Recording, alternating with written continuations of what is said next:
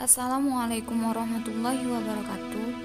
Baiklah, kami dari kelompok 5 akan memaparkan hasil dari makalah kami yang berjudul Perkembangan Metode Sejarah dalam Islam atau Historiografi dengan Riwayat dan Dirayat. Baiklah, saya Hani Wirani dengan NIM 2030202229 akan menjelaskan tentang perkembangan metode sejarah dalam Islam. Definisi paling umum, kata sejarah ini berarti masa lampau umat manusia. Menurut Dr. Muhammad Amhazun menyebutkan bahwa dalam studi sejarah setidaknya ada dua metode yang dipakai. Yang pertama, metode at-tawsik wa isbatu haqaiq, dan yang kedua metode at-tafsir at-tariq. Metode yang pertama yang dikenal dengan historiografi dan dengan riwayat, yaitu suatu metode yang menghubungkan suatu informasi sejarah dengan sumber-sumbernya. Menurut ukuran dapat dipandang dan memenuhi secara ideal dalam metode pertama yang dikenal dengan historiografi dengan riwayat, yaitu suatu metode yang menghubungkan suatu informasi sejarah dengan sumber-sumbernya yang menurut ukuran sekarang dapat dipandangi dan memenuhi secara ideal dalam penelitian historis dan ketelitian ilmiah. Urwa bin Zubair dan Tabari adalah tokoh yang mengembangkan metode ini. Metode historiografi dengan riwayat. Metode pertama, historiografi dengan riwayat.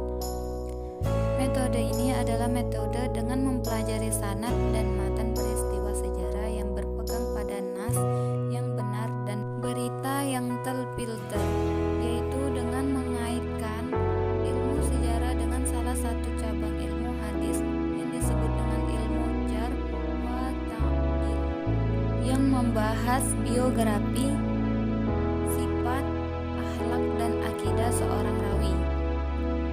Dengan bantuan kitab-kitab tentang kaidah-kaidah periwayatan dalam ilmu jar wa ta'dil sangat bermanfaat untuk mendalami sejarah sedalam-dalamnya. Dengan kaidah-kaidah ini akan tersikap keadaan para rawi yang berguna untuk membedakan mana yang kuat, mana yang lemah, dan mana yang jujur. Kita juga akan mengetahui nilai dari sebuah berita apakah sahih atau hasan dan menjauhi riwayat yang dhaif. Dengan kaidah ini juga akan diketahui nilai dari sebuah berita apakah sahih atau hasan dan menjauhi riwayat yang dhaif atau maudhu'. Apalagi tujuan dari studi sejarah adalah untuk menguatkan hakikat sejarah.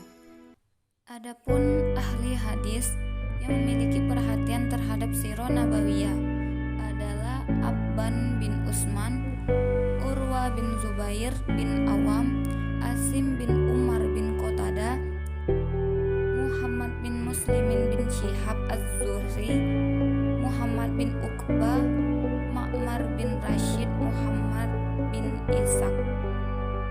Imam Tabari adalah ulama yang berjuang dengan metode at-tawsik wa isbatul haqaiq.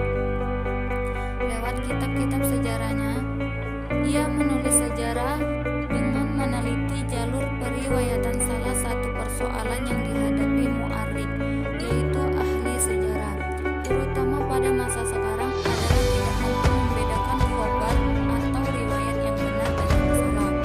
Dan diperparah lagi, mereka tidak mengetahui metode kritik sanad bagaimana pendahuluan mereka.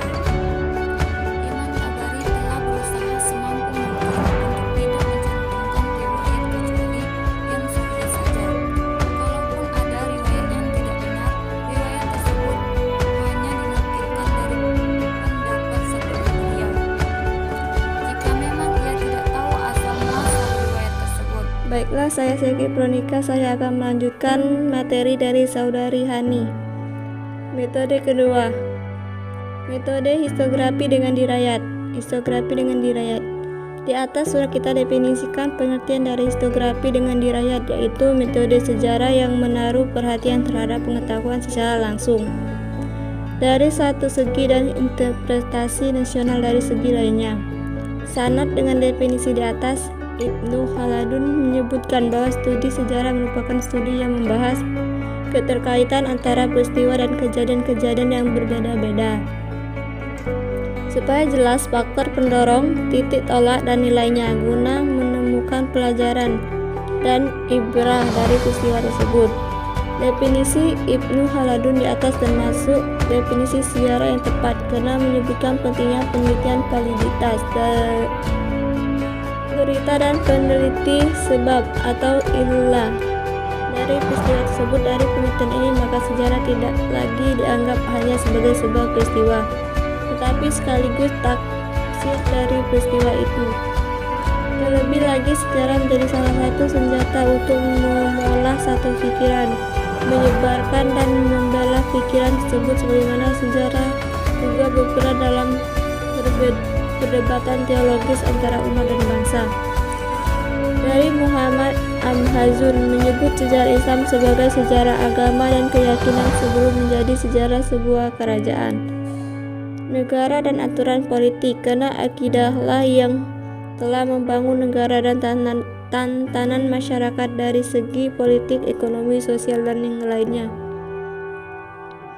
Oleh sebab itu, menurutnya dalam mempelajari sejarah harus sesuai dengan pandangan dan kaidah-kaidah syariat yang mampu menjelaskan peran dan tanggung jawab manusia dalam mereformasi masyarakat dan sejarah sesuai kehendak ilahiyah. Sejarah manusia dalam pandangan Islam adalah menjawatarkan kehendak Rabbani. Metode Islam dalam penafsiran sejarah tidak keluar dari akidah Islam dan dibangun dengan akhlak yang membuatnya istimewa dari gerakan sejarah lainnya dengan pengaruh wahyu. Selanjutnya, apa saja kaidah-kaidah yang perlu dipelajari bagi orang yang ingin mempelajari sejarah dengan metode ini? Berikut ini akidah-akidah tersebut. Assalamualaikum warahmatullahi wabarakatuh. Saya Feby Anggraini dengan NIM 2030202231. Baik, saya akan melanjutkan penjelasan materi yang sudah dijelaskan oleh teman saya sebelumnya, yaitu metode kedua, metode historiografi dengan dirayat. Sebelumnya sudah kita definisikan pengertian dari historiografi dengan dirayat, yaitu metode sejarah yang menaruh perhatian terhadap pengetahuan secara langsung dari satu segi dan interpretasi rasional dari segi lainnya. Senada dengan definisi tersebut, Ibnu Khaldun menyebutkan bahwa studi sejarah merupakan studi yang membahas keterkaitan antara peristiwa dan kejadian-kejadian yang berbeda-beda, supaya jelas faktor pendorong, titik tolak, dan nilainya, guna menemukan pelajaran dan ibrah dari peristiwa tersebut. Definisi Ibnu Khaldun tersebut termasuk definisi sejarah yang tepat, karena menyebutkan pentingnya meneliti validitas berita dan meneliti sebab atau illah dari peristiwa tersebut. Dari pengertian ini, maka sejarah tidak lagi dianggap hanya sebagai sebuah peristiwa, tetapi sekaligus tafsir dari peristiwa itu.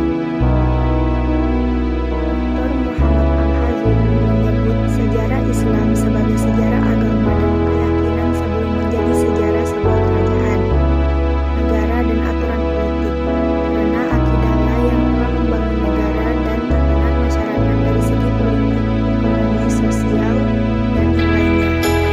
Oleh sebab itu, menurutnya dalam mempelajari sejarah harus sesuai dengan pandangan dan kaidah-kaidah syariat yang mampu menjelaskan peran dan tanggung jawab manusia dalam mereformasi masyarakat dan sejarah sesuai kehendak ilahiyah. Berikut adalah kaidah-kaidah yang perlu dipelajari bagi orang yang ingin mempelajari sejarah dengan metode ini. Pertama, berpegang dengan sumber-sumber syariat dan mendahulukannya dari setiap berita, ketentuan, dan kaidah yang lain. Kedua, memiliki pemahaman yang benar tentang iman dan perannya dalam menafsirkan peristiwa-peristiwa. Ketiga, pengaruh akidah dalam merubah perilaku orang Islam. Keempat, peristiwa besar yang menggerakkan sejarah. Kelima, mengetahui kadar, keadaan, dan posisi manusia dan mengecek dan recheck tiap yang mereka katakan. Keenam, membicarakan manusia harus berdasarkan ilmu, adil, dan berimbang. Ketujuh, melihat banyaknya keutamaan. Kedelapan, memahami peristiwa yang terjadi karena salah ijtihad. Baik, mungkin ini saja. Terima kasih. Wassalamualaikum warahmatullahi wabarakatuh.